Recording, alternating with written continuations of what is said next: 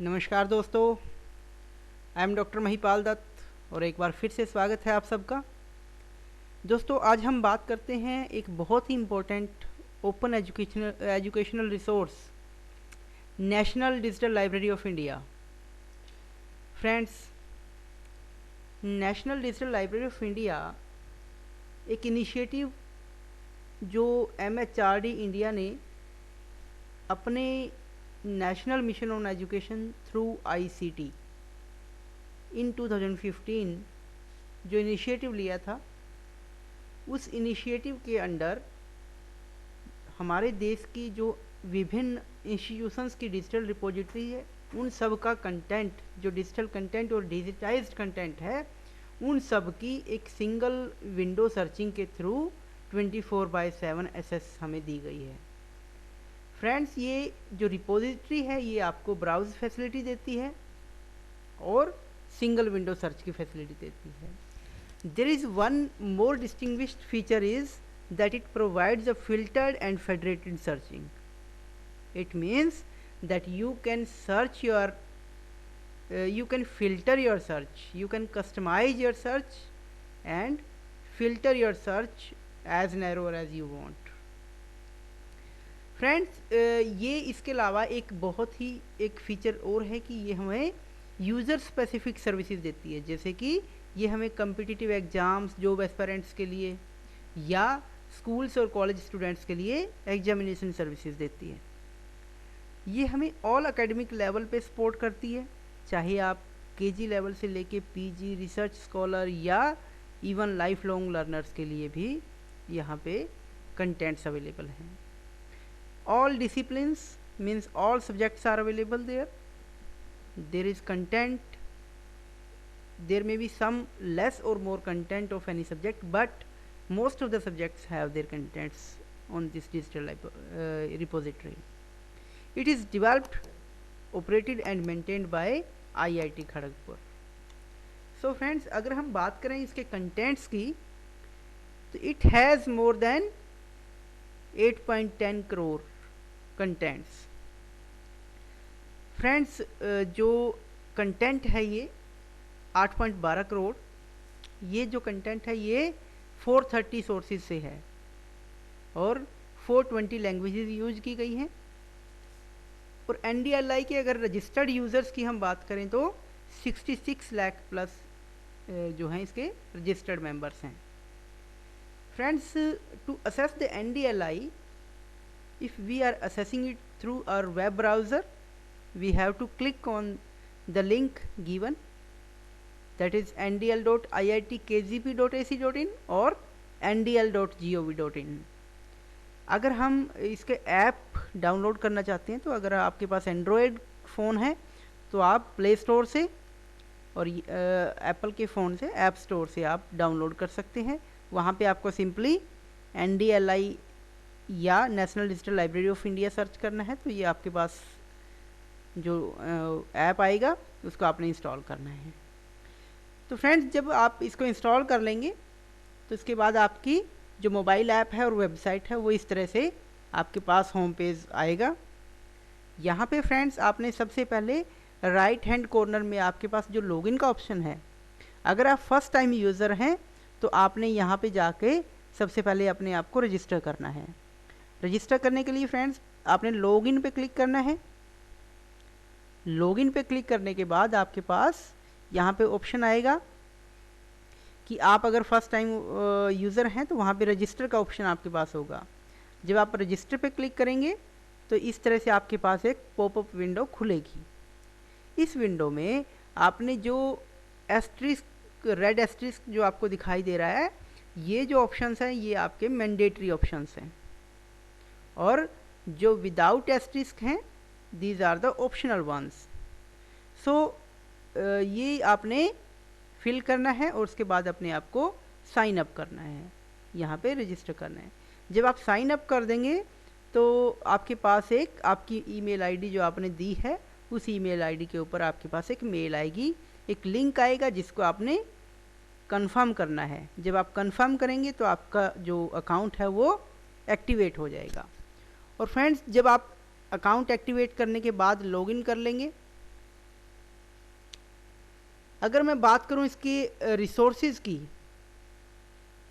तो जैसे मैंने पहले आपको बताया कि 8 करोड़ प्लस जो हमारे पास इसके कंटेंट्स हैं, तो वो कंटेंट अगर हम फॉर्मेट की बात करें तो वो कंटेंट जो है वो आपके टेक्स्ट में, इमेजेस में, वीडियो में, ऑडियो, प्रेजेंटेशन, आप देख सकते हैं वेरियस फॉर्मेट्स में हमारे पास कंटेंट्स अवेलेबल है।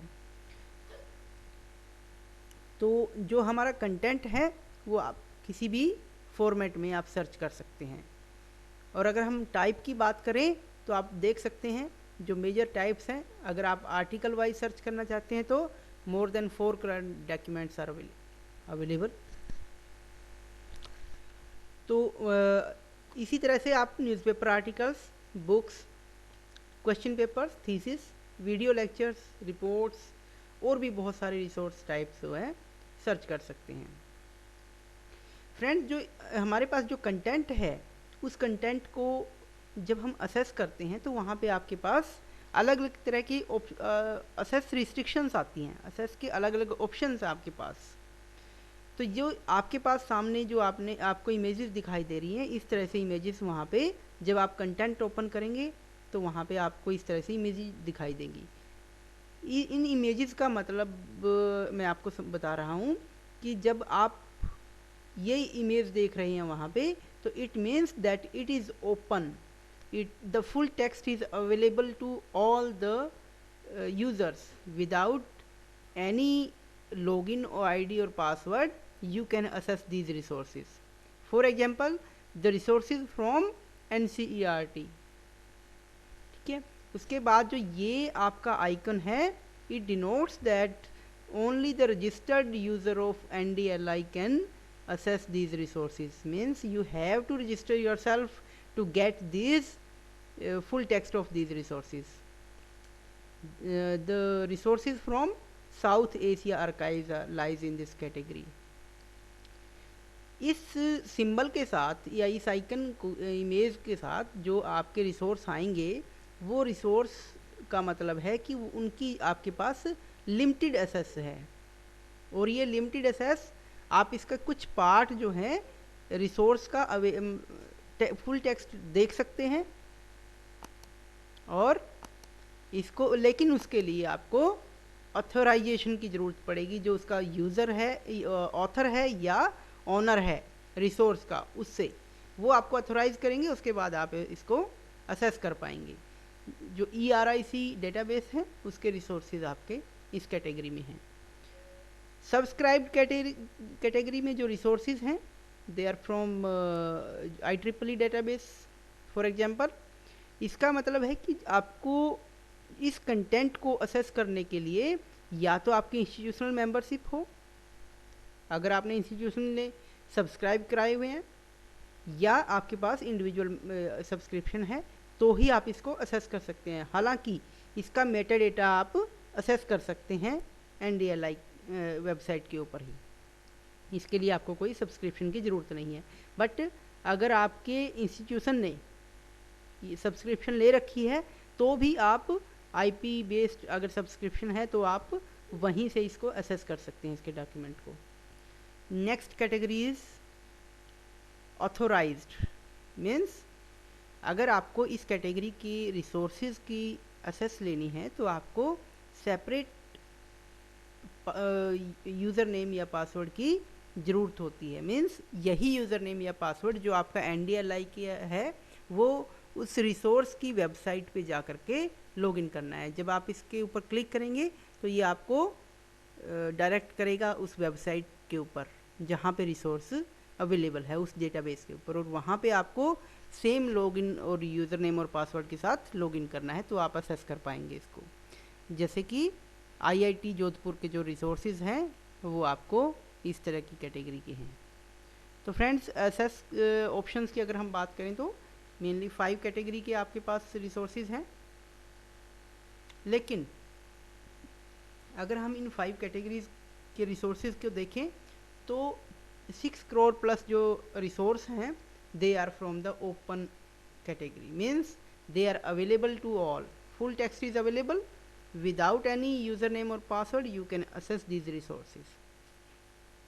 Likewise, from subscribed there are 1.75 crore resources contents is available, and for NDLI users 6.75 lakhs, limited access 35 lakh plus, and there are 4 lakh plus contents with the authorized access options. So friends, how to browse? Friends, इसके लिए मैं आपको demonstration दे के बताता हूँ. इनकी website पे हम चलते हैं. वेबसाइट से हम डायरेक्ट असेस करके आपको ज़्यादा क्लियर होगा इन चीज़ों को, नेम और पासवर्ड को. तो फ्रेंड्स, इस तरह से हम ये कैप्चा आपको फिल करना है और लॉगिन कर लेना है. जब आप इसको लॉगिन करेंगे तो यहाँ पे आप देख सकते हैं लॉगिन हो चुके हैं हम. इसको आप अकॉर्डिंगली कस्टमाइज़ भी कर सकते हैं अपने अकाउंट को. इसके बाद आपने जब यहाँ हम कंटेंट को सर्च कर सकते हैं, ये हमारी सिंगल विंडो सर्च है. सबसे पहले हम ब्राउज़ पे जाएंगे. ब्राउज़ में आपके पास 4 ऑप्शन आ रहे हैं: by type, by subject, by source और बाय लर्निंग रिसोर्स. हम वन बाय वन देखते हैं. और फ्रेंड्स, इससे पहले मैं आपको एक चीज़ और बता दूं. ड्यूरिंग द पेंडेमिक पीरियड या phase of pandemic covid, they have introduce 3 new features. जैसे कि आप देख रहे हैं स्टडी एट होम, जिसमें इन्होंने 7 अलग लेवल्स दिए हैं अलग अलग, और इसकी जो वो हैं कंटेंट्स हैं इनसे रिलेटेड, ये आप इनके ऊपर डायरेक्ट यहाँ से चेक कर सकते हैं. और इसी तरह से कोविड-19 से रिलेटेड अगर आप स्कॉलरली पब्लिकेशन सर्च करना चाहते हैं, डेटा सेट है रिसर्चर्स के लिए, या जर्नल और कॉन्फ्रेंस के आर्टिकल्स, कोई आइडियाज़ और फंडिंग से रिलेटेड कोविड-19 के ड्यूरिंग कोविड-19 जो फंडिंग है, या जो चैलेंजेस है, या स्टार्टअप कोई नए शुरू हुए हैं, या उससे रिलेटेड अगर आपको कोई इन्फॉर्मेशन चाहिए तो आप यहाँ डायरेक्ट यहाँ से सर्च कर सकते हैं. इसी तरह से जो फीचर्ड कलेक्शन का जो है वहाँ पे आप जो है अलग अलग ऑन दिस डे का मतलब है हिस्ट्री में आज के दिन क्या हुआ. तो जब आप इस पर क्लिक करेंगे तो इसकी इस दिन की हिस्ट्री आपके पास अवेलेबल होगी. ये देखिए इस दिन यहाँ पे क्या हुआ था. तो सेम इसी तरह से ऑन दिस डे डेली आपके पास चेंज होकर के आएगा. इसी तरह आप person of the week, topic of the week और टॉक्स एंड वेबिनार्स के सर्च कर सकते हैं डायरेक्ट. तो ये नई फीचर्स है जो during the period of covid introduce हुई थी. तो इस तरह फ्रेंड्स हम जो है मैं बात कर रहा था बाय टाइप. जब आप बाय टाइप पे क्लिक करेंगे तो यहाँ आपके पास ये ऑप्शंस आ जाते हैं अलग से. Suppose I want to search with the text. मैंने टेक्स्ट में अपना डॉक्यूमेंट सर्च करना है कि टेक्स्ट में मेरे फील्ड से रिलेटेड क्या अवेलेबल है. मैं टेक्स्ट फॉर्मेट में अपना डॉक्यूमेंट लेना चाह रहा हूँ. तो इसके पास आप देखिए मेरे पास ये टेक्स्ट का जो है टोटल आया 78424,914 रिजल्ट्स. ये मेरे पास रिजल्ट्स शो हुए टोटल. इन रिजल्ट्स को आप रिफाइन कर सकते हैं विद दिस फिल्टर मेथड. तो आप इनको रिफाइन कर सकते हैं रिजल्ट्स को. ये आपके पास अलग अलग फ़िल्टर्स हैं जिनके थ्रू आप मल्टी फ़िल्टर्स भी कर सकते हैं. इसी तरह से मान लो मैं चाह रहा हूँ कि मुझे सिर्फ जो ओपनली अवेलेबल हैं उनको असेस करना है. तो इस तरह से आप ओपनली जो डॉक्यूमेंट है आपके पास, हमारे पास 2 हमने फ़िल्टर लगा दिए. एक आपके पास टेक्स्ट फॉर्मेट में होगा और एक मैंने बोला कि ये सिर्फ ओपन हो. इसी तरह से अगर मैं करूं कि सब्जेक्ट कैटेगरी की बात, तो इसी तरह से अगर मैं कहूं कि मुझे सिर्फ लैंग्वेजेस के ऊपर या मुझे सिर्फ कंप्यूटर साइंस के डॉक्यूमेंट ही चाहिए या टेक्नोलॉजी के डॉक्यूमेंट ही चाहिए, तो मैं यहाँ टेक्नोलॉजी पे क्लिक कर सकता हूँ. इसी तरह आपके पास जो अलग अलग फ़िल्टर्स हैं वो सब आप अप्लाई कर सकते हैं अलग अलग लेवल पे. डिफ़िकल्टी लेवल आप चेक कर सकते हैं, एजुकेशनल डिग्री. सपोज़ अगर टेक्नोलॉजी की बात करें तो मैं कह रहा हूँ कि मुझे सिर्फ बीटेक लेवल की ही चाहिए तो बैचलर ऑफ इंजीनियरिंग को मैं क्लिक कर दूंगा, तो ये सिर्फ मुझे मेरे पास सिर्फ और सिर्फ बैचलर ऑफ इंजीनियरिंग के 21 रिजल्ट्स पेंडिंग रह गए। तो इस तरह आप इसको अपनी सर्च को रिफाइन कर सकते हैं, नैरो से नैरोवर कर सकते हैं। इसी तरह आप टेक्स्ट जैसे हमने किया, इमेज, वीडियोज़ आप सर्च कर सकते हैं, ऑडियो, प्रेजेंटेशन, एप्लीकेशन, एनिमेशन, जो भी आप सर्च करना चाहते हैं, इस तरह से आप इसको बाय टाइप हम इसको सर्च कर सकते हैं। इसी तरह अगर आप सब्जेक्ट्स की बात करें तो ये आपको 3 लेवल सर्चिंग का ऑप्शन देता है। पहले आप ब्रॉड लेवल सब्जेक्ट चेक कर सकते हैं। Suppose I want to search for the technology. In the technology, I want to search for the agriculture technology. It means agriculture and allied technologies. At the third level, I want to search about animal husbandry. So you can see that there are 144,396 results available. Means these are the contents, number of contents that are available in the animal husbandry subject. Again, we can refine our search with the any other filter, like I want to search only for the UG and PG, or I want to search only +1 and +2. So I can click. As I have said earlier that the document from the KG level to the PhD and more than even for the lifelong learners, everything is available here. So हमने search किया animal husbandry को, और +1 और +2 से related जो हैं वो आप यहाँ पे कंटेंट, इस तरह से आप इसको रिफाइन कर सकते हैं अपने रिजल्ट्स को। इसी तरह अगर आप बात करें बाय सोर्स, तो हमारे पास यहाँ पे 430 सोर्सेज हैं, या आपके पास लिस्ट है, आप कोई भी इनमें से चूज़ कर सकते हैं, या यहाँ से भी आप सर्च कर सकते हैं। यहाँ भी आप क्लिक करके चूज़ कर सकते हैं। सपोज़ मैं चाह रहा हूँ कि मैं यूपीएससी की तैयारी करनी है मुझे, और मैं यूपीएससी का एग्ज़ाम की कंटेंट ढूंढ रहा हूँ, तो मैं क्या करूँगा, यहाँ पे डायरेक्ट यूपीएससी के जो कंटेंट हैं अवेलेबल वहाँ पे मैं जाऊँगा। सपोज़ मैं यूपीएससी डिजिटल लाइब्रेरी पे क्लिक किया मैंने, तो यहाँ पे मेरे पास 85 रिजल्ट्स हैं। तो इस तरह से हम बाय सोर्स कर सकते हैं। एनसीईआरटी के करना है, एनपीटीईएल की वीडियोज़ आपने देखनी है, कोई भी सोर्स, कृषि कोश का हमने कंटेंट शो करना है, तो आप यहाँ से कृषि कोश के जो अगर कंटेंट की बात करें तो 138, 322। Again we can refine our search by using these filters. इसी तरह से लर्निंग रिसोर्स की अगर हम बात करें तो हम क्या ढूंढ रहे हैं, इसी तरह से यहाँ आपके पास अलग अलग लर्निंग रिसोर्सेज अवेलेबल हैं। तो इन लर्निंग रिसोर्सेज को भी हम यूज़ कर सकते हैं। Suppose I want to search for an article, तो मैं आर्टिकल पे सर्च करूँगा। कोई थीसिस अगर मुझे सर्च करनी है तो मैं थीसिस पे क्लिक करूँगा। तो थीसिस पे अगर हम क्लिक करते हैं तो यहाँ पे मेरे पास 740722 रिजल्ट्स आ गए हैं, और इनको अगेन मैं फिल्टर्स की मदद से यहाँ से रिफाइन कर सकता हूँ अपनी सर्च को। So friends, in order to search something with the single window searching, we have to put the desired keywords here in this window. Suppose I want to search for a keyword physical chemistry. I want to search a book on physical chemistry. So it will fetch all the records with the title or the metadata having the keyword physical chemistry.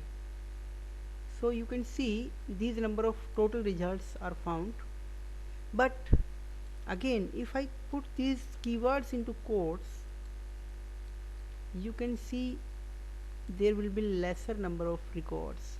Yes, why it happens? Because I have put it into quote signs. Earlier what it was searching? It was searching for one of these two keywords having in the title or the metadata. Now what is it is searching? It is searching for both the keywords. If any title or metadata having both the keywords, it is searching for those records only. Means if you put anything, any keywords into quotes, then it will search for the all the keywords in the within the quotes. Or if you will not put the quotes, then it will search for a single keywords, either one of these keywords. So hope you understand the difference. Again, from here you can refine your search by the content type. Suppose I want to search for a text, so I'll click on the text. It will refine my searching. Again, I'll refine my search from these delimiters or the filters. Suppose I want to search only the open access resources, so you can see it has 45,577 records. Again, I want to search only from the technology, so it is it has fast 4699 results. Likewise, you can apply as many filters as you want. You can apply multi filters also. Like I want to search for the BTech level, so you can see there is one record only. If I want to go for the difficulty level or the educational level, if I want to search for the +1 and +2 level or UG and PG level, so you can refine your search likewise. So I have searched the keyword physical chemistry having a text format with open access restrictions, and from the subject technology, from the educational level +1 and +2. So friends, likewise you can refine your search with the filters as you want,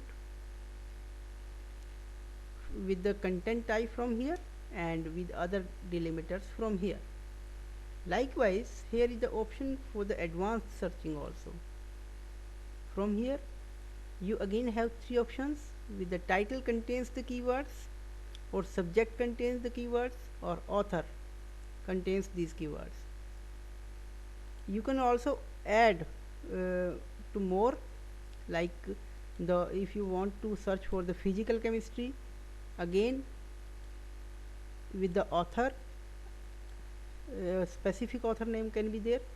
From a source, you can select a source from here.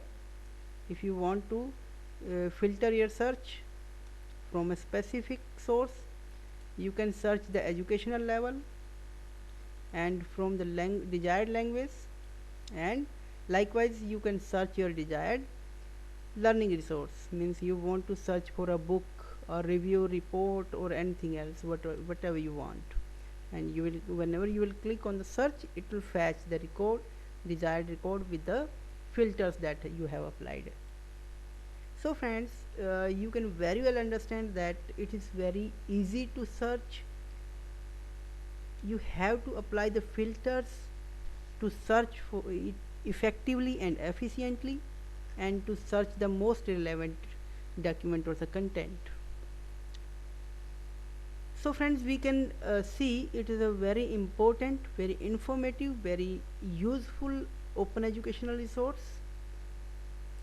So let us use it to the maximum extent, and in case of any query, please let me know through the comments, or if you have any suggestion. Thank you very much for the patience hearing. Thank you one and all.